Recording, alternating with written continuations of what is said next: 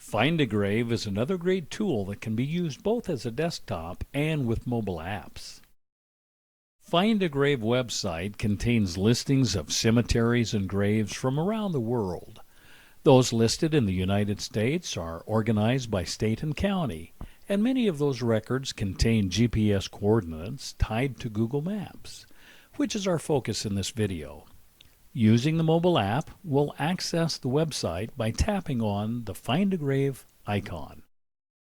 Find a Grave website is easy to use and pretty much self-explanatory. On the home page, you can access Memorial Search, which allows you to find individuals by name or by memorial ID, or by Cemetery Search, which shows a Google map zoomed into your current location and shows the location of cemeteries with an icon, which we'll discuss in more detail in just a moment. Next is My Memorials. This is a file that holds the memorials you are managing. My Virtual Cemeteries is another file that you manage and contains information that helps you identify the grave site more readily. My Photo Claims is another file you manage. If you volunteer to take a photo for someone else, this is where you can make any claims as to the photo or any disclaimers you may want to make. People who may not live in this vicinity may make a request for someone to take a photograph of a particular grave marker. Those requests will show up in this area. As you can see here, there are 41 requests for photos in 8 cemeteries in proximity to my location. At the bottom of the home page, you can see additional helps or shortcuts that maneuver you through the various applications, and even provide an area for transcribing any of your personal photographs. The profile icon allows you to add your profile to the system with an ID number, your email so others may contact you, and keeps track of the number of photos you have uploaded into the queue, taken, requested, or etc. Our focus in this video is on Cemetery Search and adding GPS coordinates to grave sites.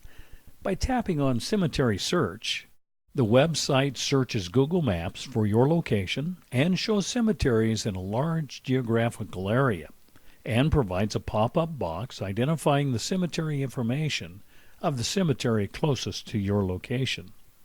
Here you can see that the Pioneer Heritage Cemetery is in Spanish Fork, Utah, has 195 memorials, and is 2 miles away from my current location.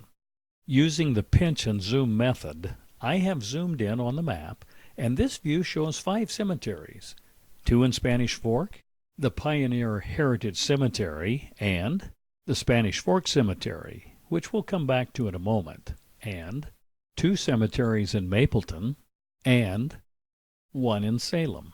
There is another shortcut that allows you to zoom your map to any area, which could be miles from your location, and find cemeteries in that location. I have moved my Google Maps south to Scipio, Utah, and will tap the box that says Search in this area. The Google map zoomed out, displaying several cemeteries in a larger geographical area, and in the box identified Scipio Pioneer Cemetery in Scipio, Millard County, Utah, with 124 memorials. It also tells me that this cemetery is 73.6 miles from my current location, and someone requests a photo. By tapping the camera icon, I can find out that the request is for the grave site of Ephornia Wilhelmina Elizabeth Okander. Let's go back up the road to Spanish Fork and tap the green cemetery icon. I don't know why there are 2 colors for the cemetery icons, but there are. Once you tap the icon, a box appears with the information of the cemetery for which the icon represents, and the icon itself appears with a question mark in it instead of a circle. If this is not the cemetery you want, simply tap on the map and continue searching. If this is the cemetery you want, just tap the box and the cemetery information will be shown with the name at the top, with a photo of the cemetery entrance, the number of memorials in the cemetery, and any requests for photos within the cemetery. You can add headstone photos that you take by tapping on this box and add any memorials in the same way you did by adding photos of any headstone. Scrolling down on your device allows you to see additional cemetery information. Since we want to find a particular memorial, let's tap on the memorial box and see what we can do. Well, it didn't like that. It says, "There are too many memorials in this cemetery. Please narrow the list by adding a last name or selecting a filter." Okay. I want to find George Hiram Jex, so I'll type in Jex. All 84 Jexes buried in the Spanish Fork Cemetery appear in the list, sorted alphabetically. I can scroll down through the list till I come to George Hiram, or I can tap the Advanced box. Another screen appears asking for the first name, middle name, and last name. Please note that at least the last name is required. I can also enter the birth and death years if I know them, but note also that the years you enter must be exact. If you're not sure about the exact years, leave them blank. I know that George's middle name is Hiram, so I'll type it in. If I did not know it, I'd leave it blank. The search would then return all George Jexes, and you could select the one you want based on the information provided.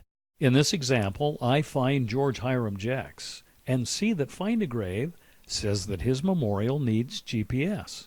So I'll tap on the box that says Needs GPS. Someone has put information in the system about George Hiram Jex, including a photograph of the headstone. In the upper right-hand corner, there is an icon with a question mark in it. Tap on this icon, or you can tap on the box right below it that says More. Please, this is very important. In order for your contribution of GPS coordinates to be accurate, you must be standing in front of the correct headstone. If you tapped on the box that said More, this screen appears and you just simply tap the icon that says Add GPS. Using either path brings you to this screen and tap the Add box. You've done it! You have added GPS coordinates to a headstone without having to calculate them using long-forgotten trigonometric methods. All you had to do is make sure you were standing in front of the correct headstone. Having this satisfaction that I could actually do something very technical with my family history device, sometimes called a cell phone, I went back to my truck. As I walked, I started doubting my newly discovered technical abilities and thought I better check my work. So I tapped on the GPS coordinates for George Hiram Jex, and a Google map appeared with a blue dot showing my location standing beside my truck, and a marker showing the location of George Jex.